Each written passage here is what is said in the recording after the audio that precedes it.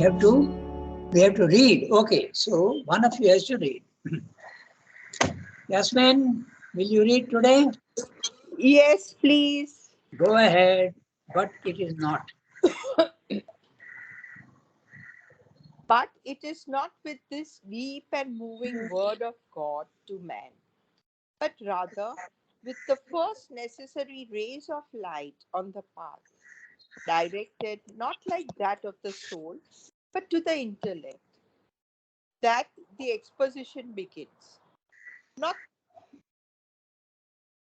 first, but the guide and teacher who has to remove from him his ignorance of his true self and of the nature of the world and of the springs of his own action. For it is because he acts ignorantly, with a wrong intelligence and therefore a wrong will in these matters, that man is or seems to be bound by his works. Otherwise, works are no bondage to the free soul. It is because of this wrong intelligence that he has hope and fear, wrath and transient joy. Otherwise, works are possible with a perfect serenity and freedom. Therefore, it is the yoga of the buddhi, the intelligence, that is first enjoined on Arjuna to act with right intelligence and therefore a right will fixed in the one, aware of the one self in all, and acting out of its equal serenity, not running about in different directions under the thousand impulses of our superficial mental self, is the yoga of the intelligent will. Yeah, beautiful para, and we'll go into detail to see what he's saying. Okay, but it is not with this deep and moving word of God to man. What is that deep and moving word? Abandon all dharmas, the last sentence of the previous para. Abandon all laws of conduct and take refuge in me alone. Don't have any standards of conduct. You give yourself up to me entirely. I will look at you like a parent to his child. And the child is helpless, but I will look and bring you up and do everything for you. But when is that possible? Not for normal man. Okay? For normal man, it's not possible. It's possible only for the man who is at the highest level of consciousness. But is Arjuna at the highest level of consciousness? No, he is not. Therefore, the advice which has to be given to him is of a lesser standard. Okay, it is something which um, has to be appropriate to his understanding of things. And what is that? He is intelligent, so it has to be addressed to his intelligence. That's what Sri is saying. But it is not with this deep and moving word of God to man. That is very difficult for Arjuna now because he can't surrender. He is in ignorance and he is limited. He is in the moral field. He is limited to his moral ideas. Rather, with the first necessary rays of light on the path. So he has to explain to him at his level. And that's what he's doing. Okay. So directed not like that to the soul, because the soul is infinite and will understand, but he is not conscious of his soul. He is only conscious of the mind, and his mind is deciding that I don't want to fight. Therefore, he has to explain to the mind that his mind is wrong thought. Okay, that the exposition begins. Exposition of what? Exposition of the yoga of the intelligent will. That means Jnana Yoga. That's the chapter. The yoga of the intelligent will. Yoga of the intelligent will, very clearly, Jnana Yoga. You go and understand with the understanding, Vichara and Viveka. These are the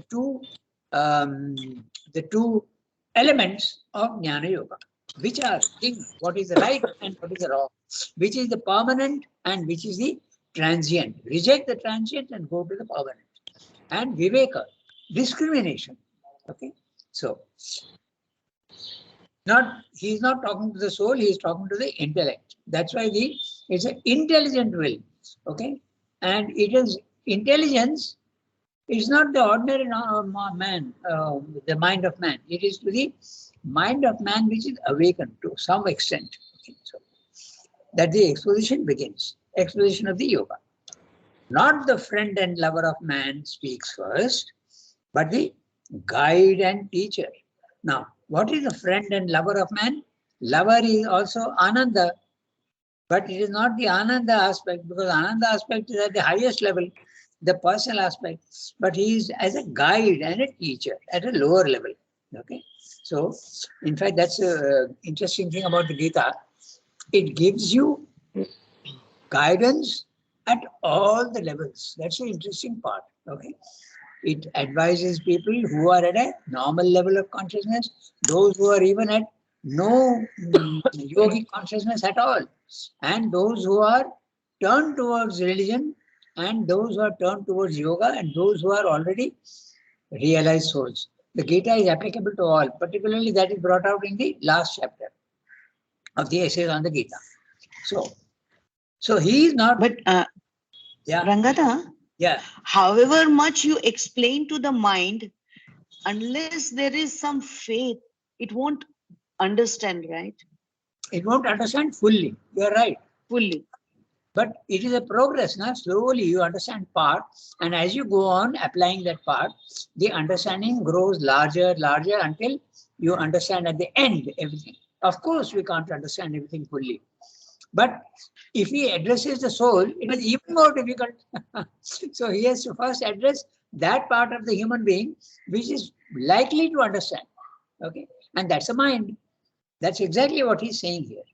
You are right. Okay? But the base has to be faith, right? First. The base cannot be right first. The base is the body, mind, life, and that is ignorance.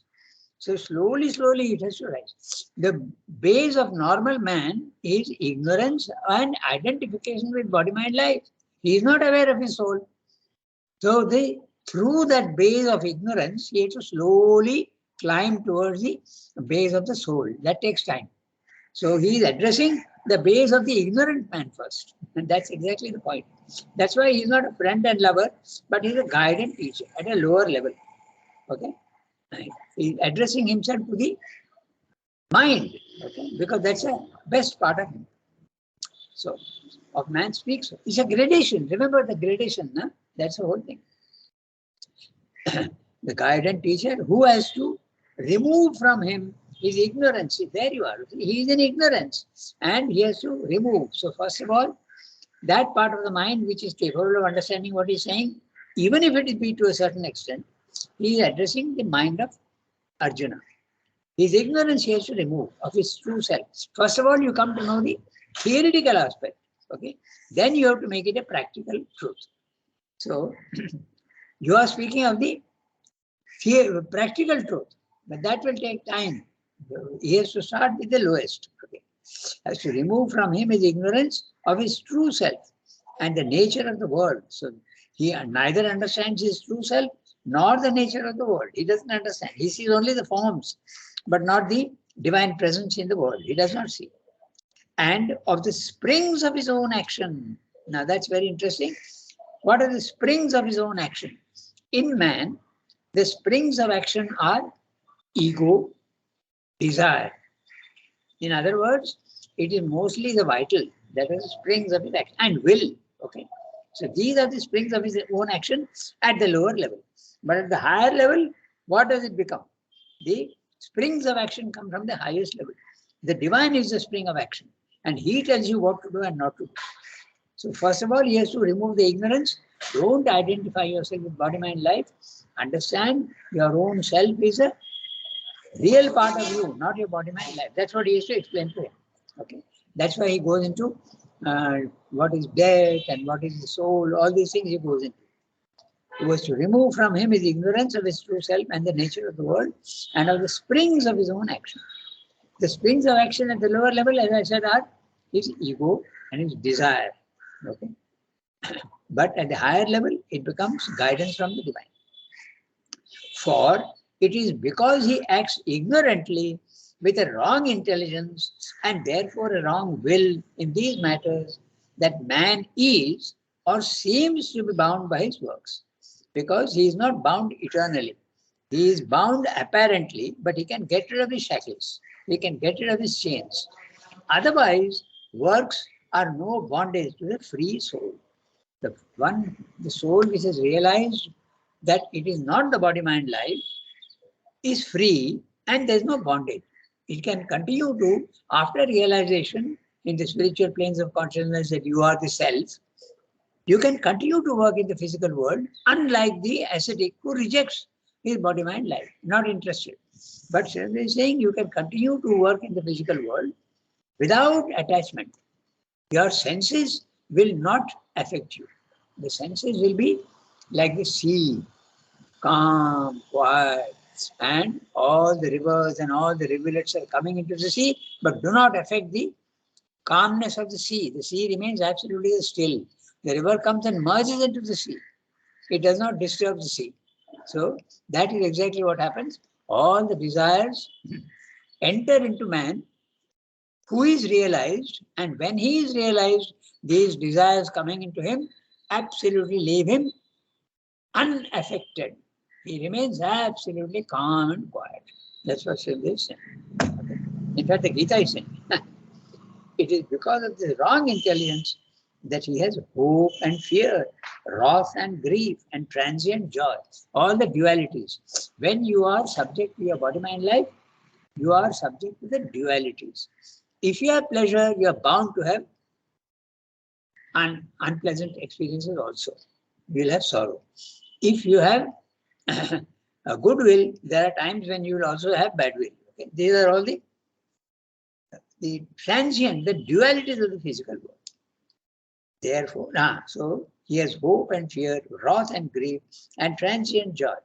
Otherwise, works are possible with a perfect serenity and freedom. When is that possible? When you realize your soul, when you realize yourself, you realize that you are not the body, mind, life. Now, everything that comes into you is not affecting you at all. You are absolutely free. Therefore, the yoga of the buddhi, the intelligence, that is first enjoined on Arjuna.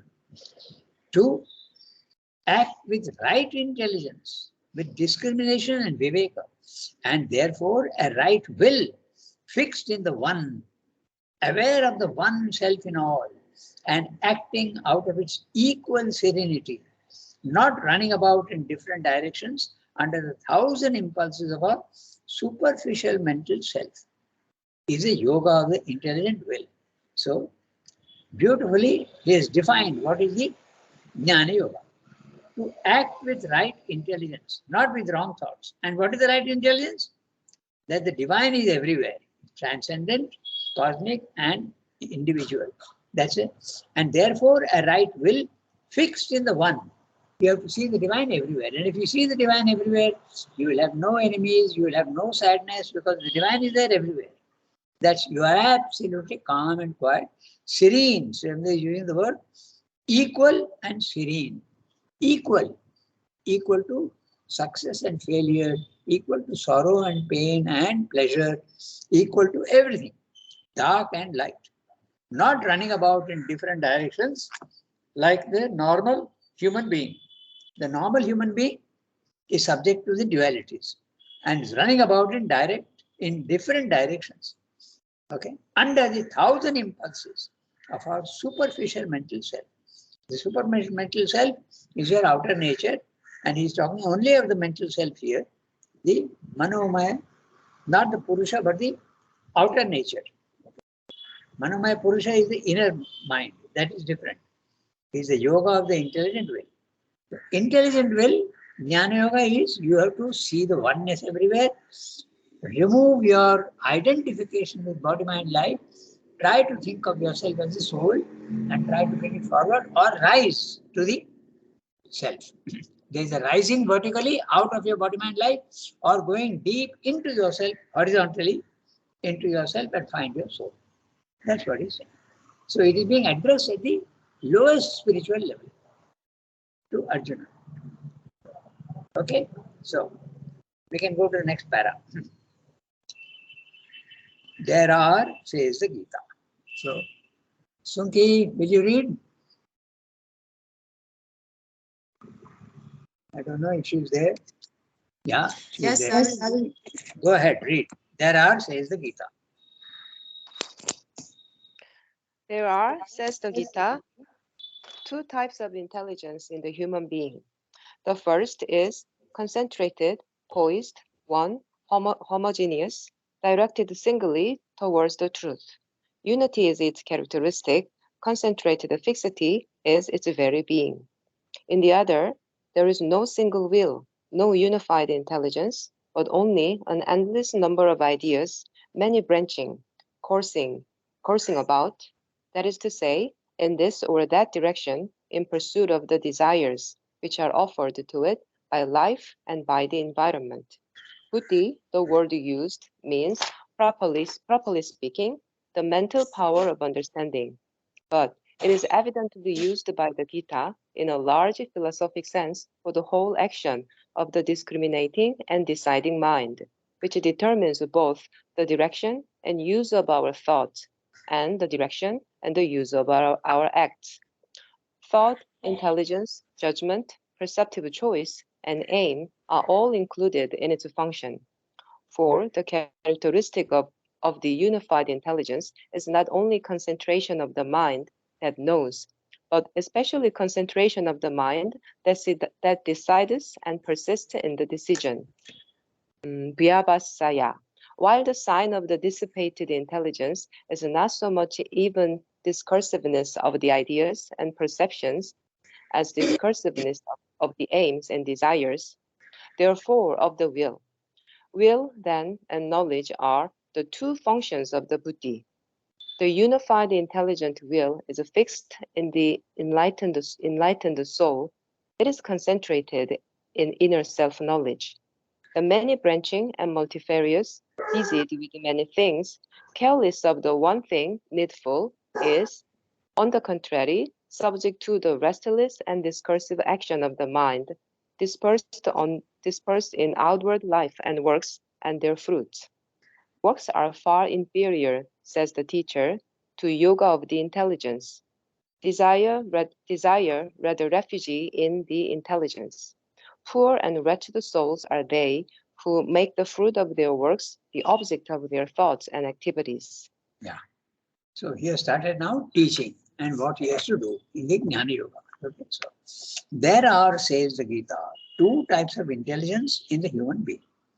Okay, we'll look at the words carefully, but basically what he says is there's a discursive mind, there's a dispersed and very, very diluted mind. It is not at all concentrated. And the other is the concentrated, where you are thinking only of one thing and you are not allowing all sorts of random thoughts to come into your head. Normally, our condition is random thoughts are coming into the head, and even when we are apparently concentrated, it's not real concentration. But yoga teaches you to concentrate only on one subject, and there is a focus. Sometimes they use the word uh, focus, that is the acute and obtuse. Acute is less than 90 degrees, it is sharp. And obtuse is more than 90 degrees, it is divergent, it is going outwards. So the normal mind of man is divergent, it is going outwards. The senses are all taking you out into the physical world. But the acute is focus. You have to concentrate all your senses, bring them into line and not let them run wild into the physical world. Sights and sounds and tastes and smells should not bother you. You are absolutely indrawn. That's a concentrated condition. So these two types of intelligence. Okay. Now with this idea, we read the text. Okay. Two types of intelligence in the human being. The first is, and note also in the human being, he is very clear. Okay. It's not possible at the animal level. The animal level can't concentrate. Nor is it applicable to the yogi above man because he is already concentrated. So it is applicable only to the human being. See how interesting it is. Same the accuracy of language. He is talking of only two types of intelligence only in the human being. Not in the animal, nor in the yogi. In the animal, nothing is there. And in the yogi, it is always concentrated. Otherwise, he won't be a yogi. In the man. In accuracy of language, that's what I'm pointing out to you. He never uses words uselessly. Okay. In the human being. The first is concentrated. Okay. Sharp. Poised. Not moving about. One. homogeneous. There are no distractions and there are no contradictions in that. Directed singly towards the truth. And what is the truth? It depends on your concentration. You can concentrate on anything. Anything can, the truth has so many aspects. That unity is its characteristic. Oneness. Concentrated fixity is its very being. Very, very clear. Concentrated fixity. It is sharp and it is fixed only on one subject. Okay. In the other, where it is diverse and divergent, there is no single will, no unified intelligence, but only an endless number of ideas, many branching, coursing about, that is to say, in this or that direction, in pursuit of the desires which are offered to it by life and by the environment. That's all. If you let your senses run wild, the enjoyments and the everything in the physical world is offered to you. You see things and you get attracted, and there is attachment and desire is born from there. So going here and there. So the two conditions are very inward drawn, thinking only of one subject, and outward expanded, going out and not concentrated, affected by the environment and life's opportunities. Buddhi, the word used, means, properly speaking, the mental power of understanding. The word buddhi in Indian philosophy can be interpreted as the normal mind of man. That's what we use in our normal languages. We say buddhiman, he is very intelligent. But that's a lower mind. Huh? But there is a buddhi also, which is the higher mind. The higher mind in the spiritual planes of consciousness also is called buddhi. Okay. So Sarvde is saying the word used means, properly speaking, the mental power of understanding, but it is evidently used by the Gita in a large philosophic sense for the whole action of the discriminating and deciding mind. These are the two words which he is translating from Sanskrit, viveka and vichara. Okay, discrimination, viveka, and think out and then decide. That's it, vichara. So these are the two characteristics of the Jnana Yoga, which determines both the direction and use of our thoughts and the direction and use of our acts. Okay? When you narrow down your things, it's not going all over and it is not diluted, it is concentrated. Thought, intelligence, judgment, perceptive choice, and aim are all included in its functioning. When you are thinking, okay, and intelligently, there is a judgment which is more or less correct. There is a perceptive choice. You make a choice, but it is perceptive. It sees the right choice to make. And aim also are all included in its functioning. Buddhi. In its functioning, the functioning of the buddhi. For the characteristic of the unified intelligence, the higher buddhi, okay, unified intelligence, is not only concentration of the mind that knows. The mind that knows is not in ignorance anymore, it's in knowledge. But especially concentration of the mind that decides, okay, and persists in the decision. Vyavasaya. Vyavasaya is the persist in the decision making, practical. While the sign of the dissipated intelligence, okay, is not so much even discursiveness of the ideas and perceptions as discursiveness of the aims and desires. So the one who is not decided what he wants to do, and that is at the lowest level. And even if you know your aim and desire, okay, the ideas are still not concentrated. He is talking here of two conditions. The worst condition, you don't even have an aim in life. Okay, and then notice you are a floater. You are like a leaf in the wind. You are just going here and there. Many human beings are like that. You ask them what they want in life, they are not sure. And those who know what they want also, their mind has to be concentrated. It is not often concentrated. That's what he's pointing out. Both. Okay. Dissipated intelligence. Dissipated, directed outwards, and diluted. Dissipated. Not even the tell me. Yeah. Discursiveness is what? Discursiveness means? Pardon? I didn't follow. Discursiveness is what? Discursive is same. Going outwards. Discursive. It goes outwards. Okay. It's not concentrated. Dissipated also is the same. Okay.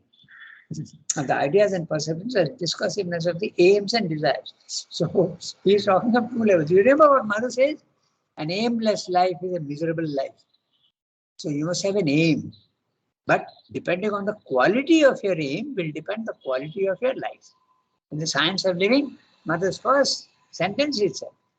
He says, an aimless life is a miserable life. So first of all, I have an aim. But maybe 50, 60, 70% of human beings don't even have an aim. And even if the aim is there, it's of a very low order. Okay. So human beings, what they want usually is, you get educated, you raise a family, you earn living, and then you have children and you leave your property to children. They are very happy.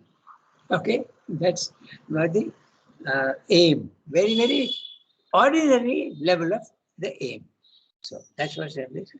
Then will, then, and knowledge are the two functions of the buddhi. Finally, it comes down to will. And will is not possible without concentration and sharpness of the mind. Then and knowledge are the two functions of the buddhi. The buddhi, which buddhi? The higher buddhi. The unified intelligent will is fixed in the enlightened soul. It is concentrated in inner self-knowledge, not outer world knowledge. Okay. Outer world knowledge is science. It's very good, but it is information. It is not knowledge. It is information. There is a big difference between information and knowledge. Okay. Knowledge is knowing the principles of existence. And information is knowing the process of things, how to operate, how to do this, how to do that. Practical knowledge. The many branching and multifarious, busied with many things, careless of the one thing needful, is, on the contrary, subject to the restless and discursive action of the mind, dispersed in outward life, and works and their fruits. So the normal man with a discursive mind is concentrated only in the outer life and the result of his actions. Okay, that's what he's saying. Their fruits, the result of his actions. Works are far inferior, says the teacher, to yoga of the intelligence. Now, this is very interesting, and you have to understand what is meaning, because later on he says karma yoga is the best. Now he is saying the opposite. Okay, so works are far inferior, says the teacher, to yoga of the intelligence. Desire rather refuge in the intelligence. Okay, desire means wish for, aim at. Okay, that's what it means here. Aspire for. Desire rather refuge in the intelligence, not in the vital and the outer actions. Poor and wretched souls are they who make the fruit of their works the object of their thoughts and activities. He's actually putting it in double quotes. It's the second verse of the, 49th verse of second chapter. Okay. Durena hi avaram karma buddhi yogat dhananjaya buddhau sharanam anvichya kripana phala hetava. Kripana, they are very small-minded and very, somebody uses the word wretched, poor and wretched souls are those who are wanting the results of their own action. So, from the spiritual point of view, that's true. But from the practical point of view, it's very, very useful to have motives and expect the fruits of your action. Because if you don't expect the fruits of your action, when you are at a lower level of consciousness, you are not sharp and you don't care what the results are. That won't do. In the physical world, you have to be very, very clear that I want to succeed. But if you go to a spiritual level of consciousness, you do the best you can, or rather you don't do. The divine is doing through you, and you don't care what the result is because the divine will take care of the result. So that's what he's saying. Okay, so. But here is very interesting. Here he's telling you that first of all, in the beginning, your mind must be clear. So karma yoga will come later on, because karma yoga you have to do action with the right knowledge. And if you don't have the right knowledge, how will you get the results of the actions? So first of all, buddhi yoga is superior to karma yoga. Later on, he will tell you that Karma Yoga is superior to the Buddhi, depending at which stage you are. Okay, it's interesting. This discussion also is there. Sridhar is discussed in one of the volumes. Okay, and in great detail he has discussed this. Guru and student, Guru and student. He has got it, and he has discussed this question fully. So it's very clear. In the beginning, now Arjuna is in ignorance. Therefore, he has to resort first to right knowledge, and that means yoga of the intelligent will. And once he gets the right knowledge, then he can act correctly. Then karma yoga comes into the picture. Okay. So 8:20. We have got 15 minutes. We can read one more para. So who will read? I don't know if Archana is has got the text and she is there. Yes, I'll read. Okay, go ahead. We must remember. Tarika, okay, Tarika, go ahead. Tarika, No, go ahead. fine. I thought, no, you can go. Go ahead. Okay. We must remember the psychological order of the Sankhya, which the Gita accepts. On one side, there is the Purusha, the soul, calm, inactive, immutable, one, not evolutive. On the other side, there is Prakriti or nature force, inert, without the conscious soul, active but only by juxtaposition to that consciousness. By contact with it, as we would say, not as much one at first as indeterminate, triple in its qualities, capable of evolution and involution. The contact of soul and nature generates the play of subjectivity and objectivity, which is our experience of being. What is to us the subjective first evolves because the soul consciousness is the first cause. Inconstant nature force only the second and dependent cause. But still, it is nature and not soul which supplies the instruments of our subjectivity. First in order come buddhi, discriminative or determinative power evolving out of nature force, and its subordinate power of self-discriminating ego. Then, as a secondary evolution, there arises out of these the power which seizes the discriminations of objects, sense mind or manas. We must record the Indian names because the corresponding English words are not real equivalents. As a tertiary evolution out of sense mind, we have the specializing organic senses, 10 in number, 5 of perception, 5 of action. Next, the powers of each sense of perception, sound, form, scent, etc., which give their value to objects for the mind and make things what they are to, to our subjectivity. And as the substantial basis of these, the primary conditions of the objects of sense, the 5 elements of ancient philosophy, or rather elementary conditions of nature, Panchabhuta, which constitute objects by the various combinations. Okay, so he's going back to something of the Indian psychological knowledge. Okay, so The Sankhya philosophy. yeah, he's going back to the Sankhya. Okay. It's interesting because these things are not very clearly defined in Western philosophy. They don't have this idea that you are part of the universe. And when you are part of the universe, you are just a small element in the universe and you are interacting with the universe. The universe is interacting much more with you and you are interacting with the universe at a very, very minute level. Your thoughts you are throwing out into the vast sea of mind, universal mind. Your emotions are very small elements in the, and you are throwing that out into the physical world, not physical world, but the cosmos, which is the vast, infinite cosmos of prana. And your body also is a very small formation of matter in the vast, infinite universe. So, this is the interaction. The universe is interacting much more with you. In fact, to such an extent that the universe itself is operating you like a puppet. Okay, this is the truth which you have to understand. We feel that we are doing, but we are not the doer. It is universal nature which is the doer in us. So, we'll read I think we can just, 10 minutes we have. We must remember the psychological order of the Sankhya, which the Gita accepts. It does not accept at the higher level, but at the lower level it accepts. The Gita accepts the Sankhya philosophy. On the one side, there is the Purusha, the soul, calm, inactive, immutable, one, not evolutive. Okay. So when it is saying not evolutive, he is talking of the self, but he is using the word soul.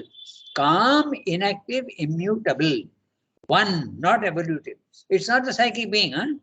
It's very clearly, these words indicate the self, because the self, the psychic being evolves, and it's not immutable.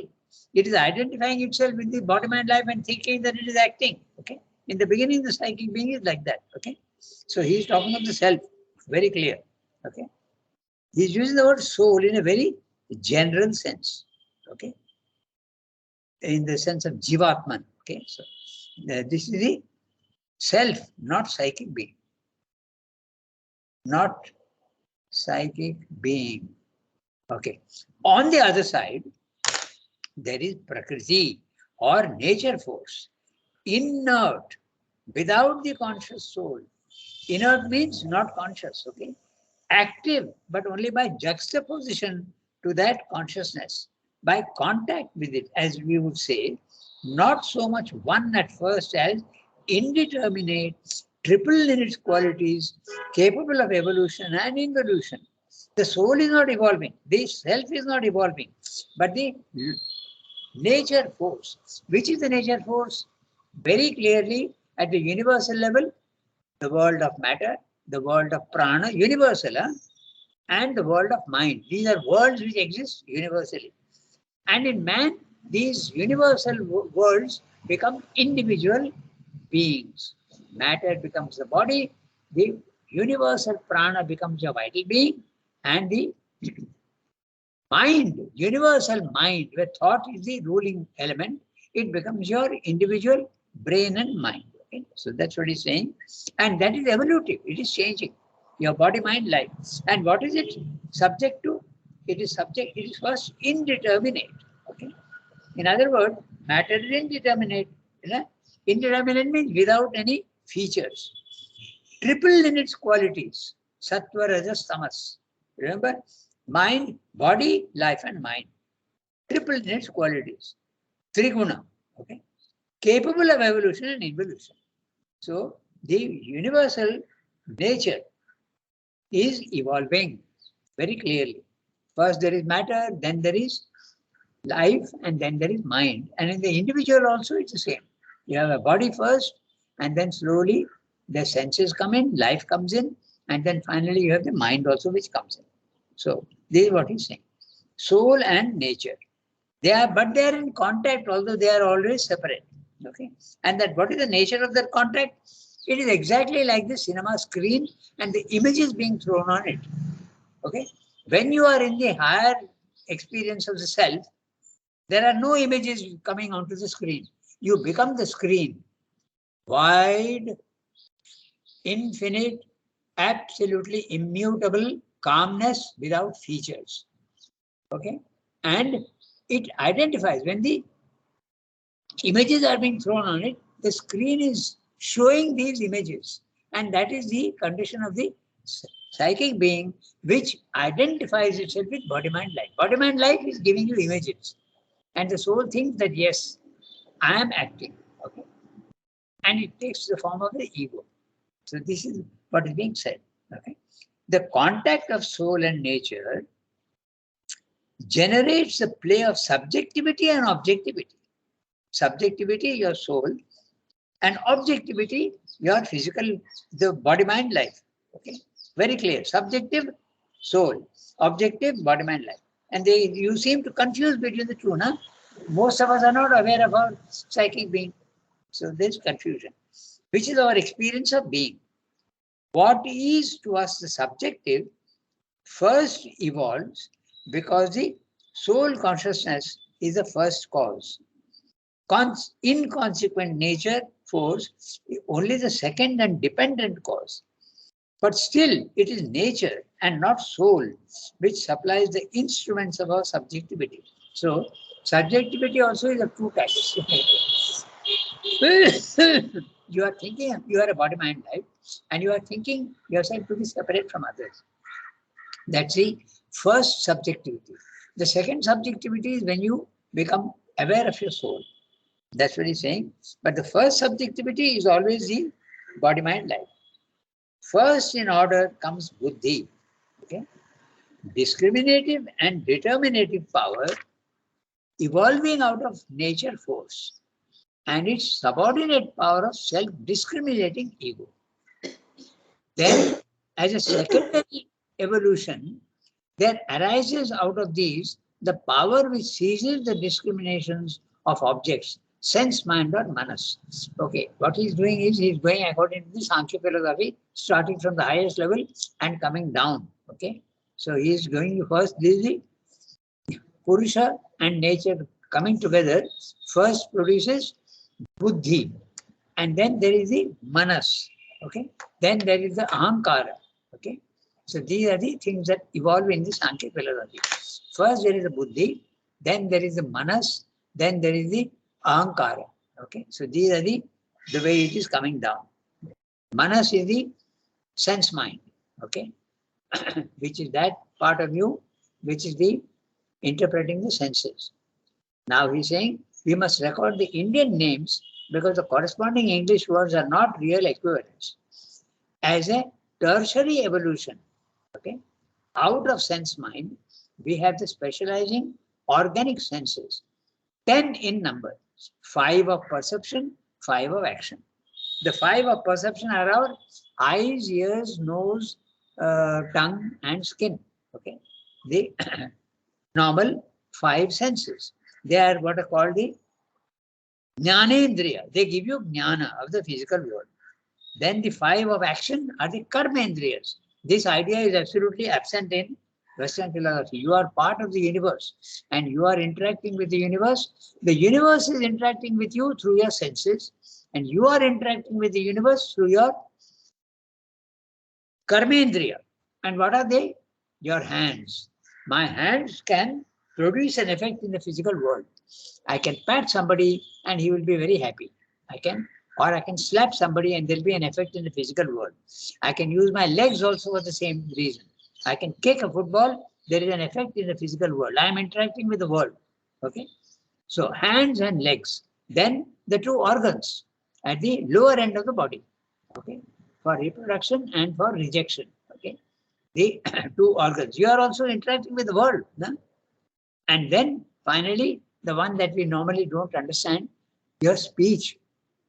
When you speak kind words, there's an effect in the physical world. When you speak harsh words, there's an effect in the physical world. So karmendriya and jnanendriya.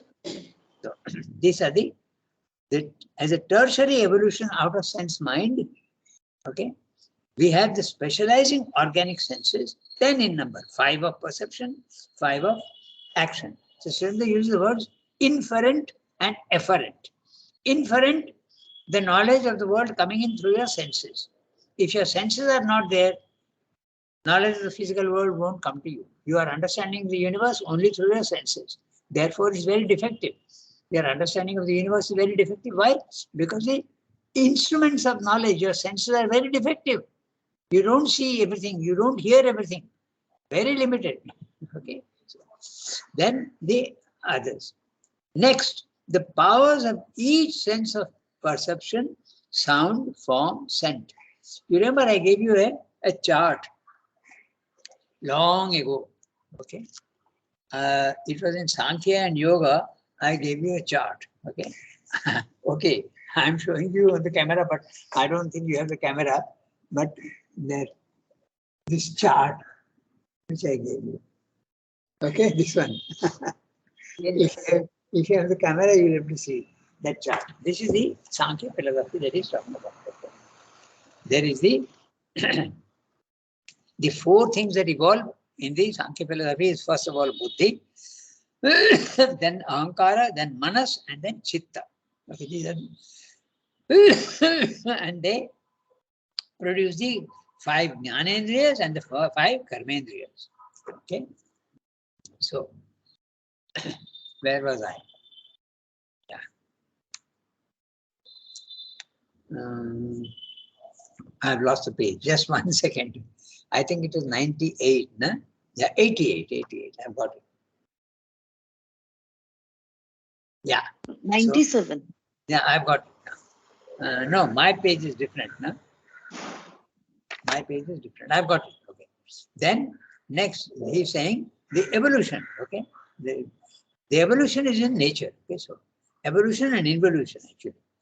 Actually, it depends on how you speak of them. Because when they are coming out of the Satchidananda, there is a sense of involution. Satchidananda is involving itself in the opposite of itself. But also you can say that in this Satchidananda, these are all in amorphous form, without form. And when they are coming down, they are expressing themselves. So that's why evolution is the word is used. Okay. So, so sense of perception, sound, form, scent, etc., which give their values to objects of the mind and make things what they are to our subjectivity. And as the substantial basis of these, the primary conditions of the objects of sense, the 5 elements of ancient philosophy, which are the rather elementary conditions of nature, Panchabhuta. And what are the Panchabhuta? Earth, air, water, fire, and earth. Okay. So, the Sanskrit equivalents also are there, Panchabhuta, but I have not marked them here. But it's very obvious that there is the ether. Okay. Ether, air, fire, water, and earth. These are the Panchabhuta, which constitutes objects of their various combinations. So this is what he's saying. So you have to understand, you have to understand what you are. You are the soul and you are the Prakriti, and you have to discriminate between the two. That's the first step of the Jnana Yoga. That's what he's saying. So we have gone 2 minutes beyond our time. So we can stop here now. Okay. Next time. Excuse me. Yes, please. What did you say were the 5 of action? Hands, legs, speech. You said 2 organs. So what are the other 2? That's it. You mean the Karmendriya? Yes, yes. Kamendra. Karmendriya are the hands and legs, and the 2 organs at the lower end of the body. Okay, one for reproduction and one for ejection. Okay, you have 2 organs. Yeah, that's the. And finally, the third one is the mouth. The speech that you have. With your speech, you can have an effect in the physical world. No? So these are the Karmendriyas. They are also. Yeah, that's Thank right. you. Okay. Au revoir, everybody. Have a nice day. Merci Thank you, beaucoup. Rangada. Au revoir, Thank you, bonne Rangana. journée. Merci beaucoup.